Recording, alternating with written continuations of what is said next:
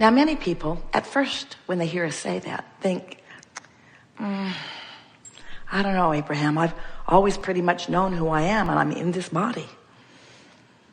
I was little, now I'm big. I was young, and now I'm older. But I pretty much know, I think, who I am. We say, not even close. Most humans have no real sense of who you are. You don't know your power. You don't know your wisdom. You don't know your clarity. You don't know your stamina. You don't know your love. You don't know your worthiness. You are allowing but a scanty little part of yourself because you're fixated on problems and using those problems as your predominant point of focus. Most people offer most of their vibration, which, it's so important because your vibration equals your point of attraction. What you're putting out is what you're getting back. Most people offer the majority of their vibrational output because of something that they are observing. But they're not very particular about what they observe. Do you ever watch television? If you do, you are bombarded by unwanted stuff. And it comes at you much faster than you can sort, sift, decide, and pivot. Much faster, much faster. So you just hear it and hear it and hear it and hear it and hear it and hear it, hear it and respond, hear it and respond, hear it and respond, hear it and respond, hear it, respond, hear it, respond. And you let that television train your frequency into unwanted territory, and then you wonder why the things that are in your vortex, the things you really want, don't come to you in the way we profess that they should come. What's wrong with me, you say? We say nothing in the world is wrong with you, but you sometimes let unwanted things do the majority of training you into a frequency that then you say, well, I'm tough. I've got a stiff upper lip. I'm determined. I can play full on. I can make it happen. I will make myself financially prosperous. I will bring myself into alignment with what I want. And we say, really, friends, you cannot force it. You have to feel it into place. You have to allow it. You have to surrender the resistance in order to allow who you really are to be. And we think that if you would just use these words instead, it would set you on the right path immediately. I want to be an effective allower of what I have already created. Because the creation part is done. You've been sifting. You've filled your vortex full. There's enough in your vortex to keep you busy for 20 or 30 lifetimes. In other words, you have created it. It has been created. So what you want to do is figure out how to allow yourself alignment with what's created. And then from inside the vortex, the path to the manifestation of it will occur to you. So what are we really saying? We've been telling you for years that when you think a thought, that then you have an emotional response to the thought that you think. We say to you, when you think a thought, that active thought, then attracts other thoughts like it. And now you have a more active connection with that thought. We've been telling you that for a long time. And now we're saying to you that if you will find some way of thinking as few thoughts about as few things as possible, by choosing something to think about that you usually don't think about, but something that is completely without resistance, that what will happen is, over time, gradually, not the first day, not the second day, but certainly by the 30th or 40th or 50th day, if you sit for 15 or 20 or 30 minutes in meditation, and you have the singular intent of activating your attention to this music and syncing your breath with it, after a little while, the words that we are speaking in the background will come to the forefront, and you'll realize that you are actively involved in thought that is inside the vortex. You'll find your mind rambling, but it will be on positive things. You see, you don't wrestle the unwanted to the ground. You just leave it behind. You just leave it behind. You let it just fade into the vibrational distance. Every thought that's ever been thought still exists. So we're not going to tell you it's gone forever, because you could talk to an old friend, listen to an old song. You could look through some old photo albums. You could focus it back in, but you won't focus it back in to where it was to begin with letting it go. In other words, it takes a while to let it go, and it would take a while to bring it back. The more you look at something, the more law of attraction says, oh, here's more, here's more, here's more, here's more. So we want you to realize that while it is of value for you to know what you don't want, while it is helpful to know what you don't want, while solutions are born out of defining the problem, the more you define the problem, the more you define the solution. We just want to be very clear that while you're still defining the problem, you cannot catch a vibrational glimpse of the solution. And law of attraction is responding to you where you are offering your vibration.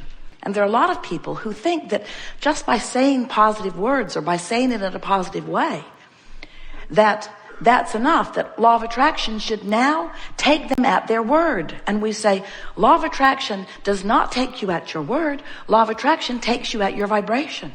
And the only way you really know what your vibration is by the way you're feeling. So you have two indications of whether you're leaning away from who you really are and what you want, or toward who you really are and what you really want. The first evidenced is the way you feel, your emotions.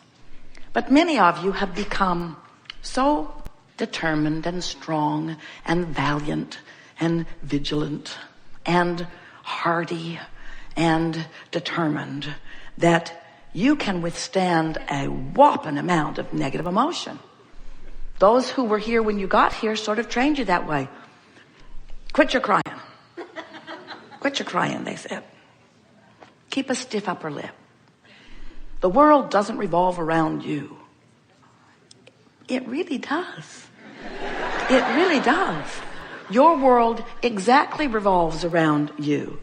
And if you're keeping a stiff upper lip in the face of something unwanted and not doing anything about changing your focus until the tension goes away, you cannot be a vibrational match to the solution.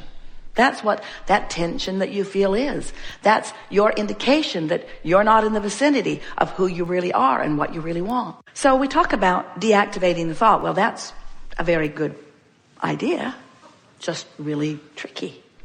Because when you say you're going to stop thinking about that thing, you're thinking about that thing that you're going to stop thinking about. I'm not going to think about that thing I'm not going to think about anymore, but you're thinking about that thing you're not going to think about anymore. It's still active in your vibration. And now I'm really irritated with myself that I can't stop thinking about that thing. Don't want to think about that thing. I'm not going to think about that thing. I'm not going to think about that thing. I'm not going to think about that thing. I'm not going to think about that thing. I'm not going to think about that thing. I'm not going to think about that thing. I'm thinking about that thing. I'm thinking about that thing. So you have to start thinking about another thing. But the tricky thing about thinking about another thing when you don't want to think about that thing is that that thing you don't want to think about is so active in your vibration, law of attraction, saying, here's some more of it, here's some more of it, here's some more of it, here's some more of it. You say, no, get away from me. I don't want to think about you. I don't want to think about you. I don't want to think about you. And then there's more. I don't want to think about you. I don't want to think about you. I don't want to think. Oh, I need a rest. Well, what we are recommending is that you find some time that you can quiet your mind, where you can focus upon something that doesn't require much thought. So Jerry and Esther have gathered together with the help of a wonderful musician who put some really good music together, really strange music that we specifically requested, music that's not like music you usually hear because it doesn't beat the way music is supposed to beat. It's unpredictable. And if you try to sync your breath to it with 1, 2, 3 breaths in, one long breath to 3 counts is a better way of saying it. Esther likes to suck it in, and get as much in as she can in 3 beats, and then long, slow 5 beats out. Well, it takes a little while to figure that out. Have you been playing with it? And as you figure it out, what happens is you cannot be focused upon something like that and stay actively involved in those things that have been bothering you. So the more often you do that, the more you allow your vortex to train you upward. You see, the difference between your vocabulary and ours is that you mean created manifested, and we mean created vortexed. And then we mean allowed manifested. Follow? It's in there. We were visiting with a beautiful woman recently who has been wanting to get pregnant. not getting pregnant, not getting pregnant, not getting pregnant, wanting to be pregnant, wanting to be pregnant. Several conversations with her over a period of years about it. And then last time we saw her in Los Angeles, she announced to us and to several people in the audience who knew her, they'd been following the saga of her pregnancy for a while. I'm 4 months pregnant, she announced. And of course she and everyone else was delighted. And as the day went on, we took opportunity to point out several things around the pregnancy.